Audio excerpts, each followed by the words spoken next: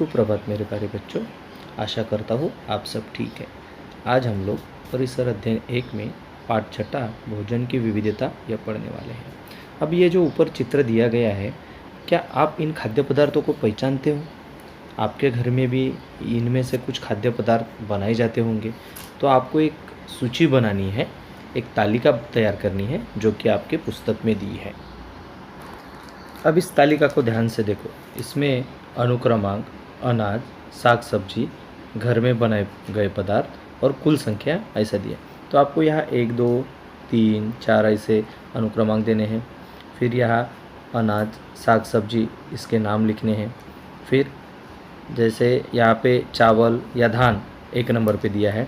फिर उससे घर में बनाए गए पदार्थ, जैसे यहाँ भाकरी, चावल से भाकरी बनाई गई है, चावल से इडली, चावल से भात बनाया गया है, और उसकी कुल संख्या कितनी है, 3, जैसे 1, 2, 3 ये। फिर यहाँ पे 2 नंबर पे है गेहूँ।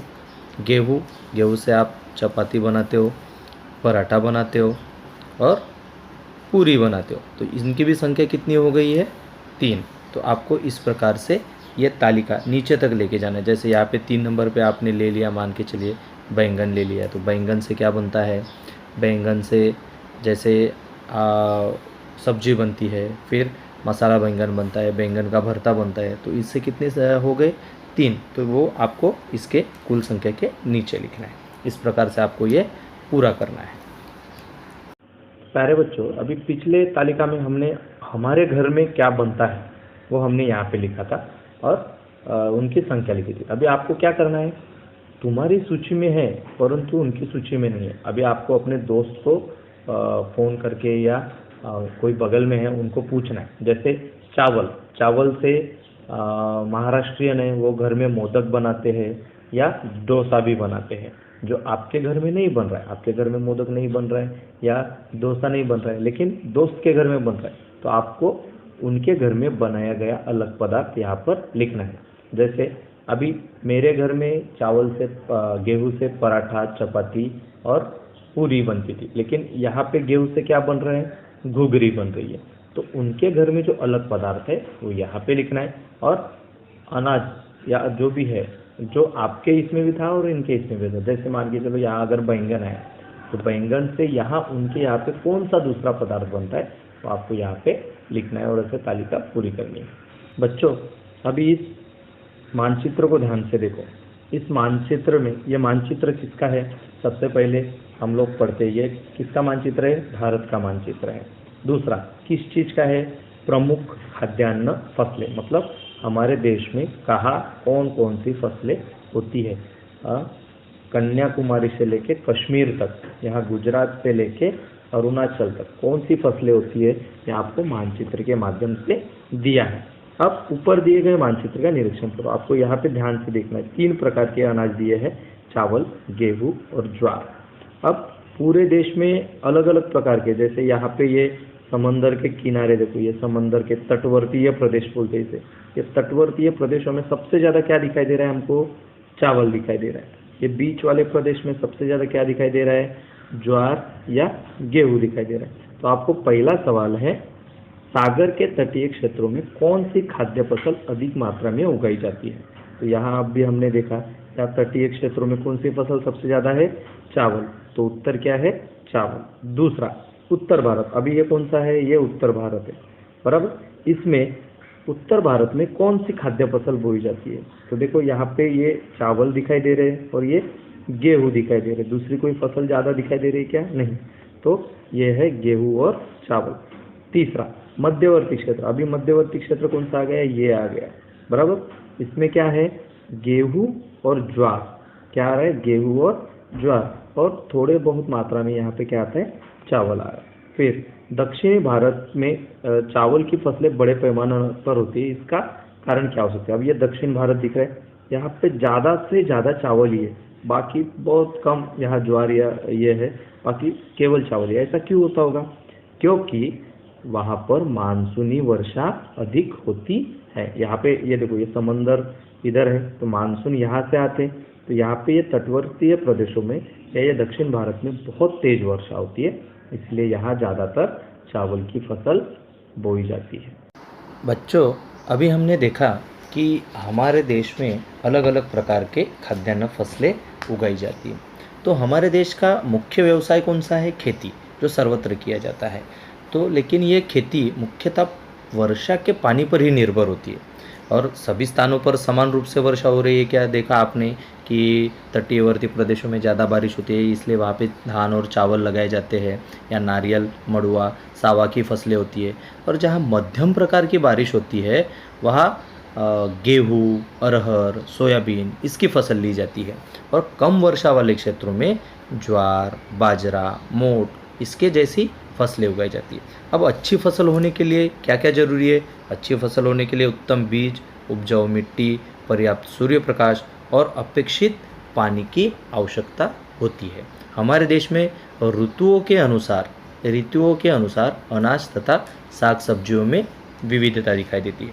अब आपके परिसर में कोई फल विक्रेता होगा तो आप उसको ध्यान से देखो।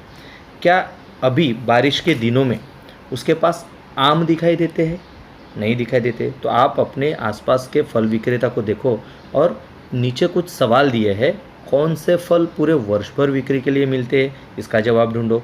वर्षा ऋतु में न मिलने वाले फल कौन से हैं? जैसे मैंने अभी बताया आम, अभी सितंबर या अगस्त में नहीं मिलते। गर्मी में कौन से फलों की बिक्री के लिए होते हैं ये भी आपको देखना है।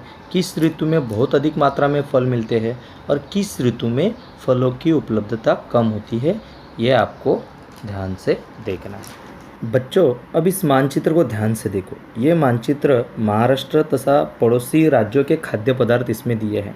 अब आपको हर एक जिले के कौन कौन से खाद्य पदार्थ है, जैसे आपको ठाणे में देखो चावल भाकरी दिखाई दे रही है, रायगढ़ में मड़ुआ भाकरी, रत्नागिरी चावल भाकरी।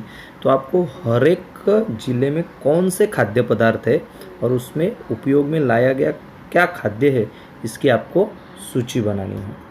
ये सूची आपको इस प्रकार से बनानी है। यहाँ लिखा है जिला या राज्य, जिला और राज्य यहाँ लिखना है। यहाँ वहाँ कौन सा पदार्थ जो हमारे ऊपर के मानचित्र में दिया है, कौन सा पदार्थ बनाते हैं उसके लिए कौन सा खाद्य इस्तेमाल किया है यहाँ लिखना है। जैसे ठाणे महाराष्ट्र में देखो वहाँ पे क्या है, चावल भाकरी। चावल भाकरी किससे बनाते हैं? चावल से बनाते हैं। फिर कोल्हापुर देखो, कोल्हापुर कहाँ आता है? ये महाराष्ट्र में आता है। यहाँ लाल सफ़ेद मटन रस्सा, मोदक और मछली भात होता है। तो लाल सफ़ेद मटन रस्सा ये किससे बनता है? प्राणी कोई भी, चाहे मुर्गी हो, बकरा हो या भेड़ हो, हाँ, या फिर मछली हो, तो उनसे बनता है। फिर मोदक और मछली भात ये किससे बनता है? चावल से, और मछली ये प्राणी है। फिर कर्नाटक, अभी देखो कर्नाटक में नीचे क्या बनता है? इडली बनता है, डोसा बनता है, अप्पे बनते हैं। तो ये सब किससे बनते हैं? चावल से बनते हैं। फिर तेलंगाना में देखो कोरिकूरा बिरयानी बनती है।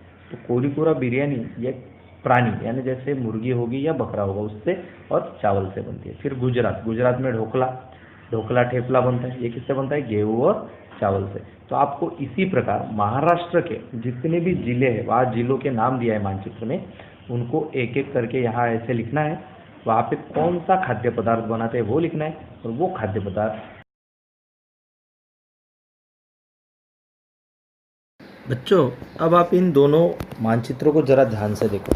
यहाँ पे किसी भी क्षेत्र में पैदा होने वाली फसल का जो उपयोग होता है वो उस क्षेत्र में विभिन्न खाद्य पदार्थ बनाने के लिए किया जाता है। जैसे यहाँ पे तटीय क्षेत्रों में देखो चावल हो रहा था, इसके लिए यहाँ पे चावल की भाकरी, मड़ुआ की भाकरी, यही सब बनाया गया है। तो उसी प्रकार से महाराष्ट्र के पठारी क्षेत्र में ज्वार का विपुल उत्पादन होता है।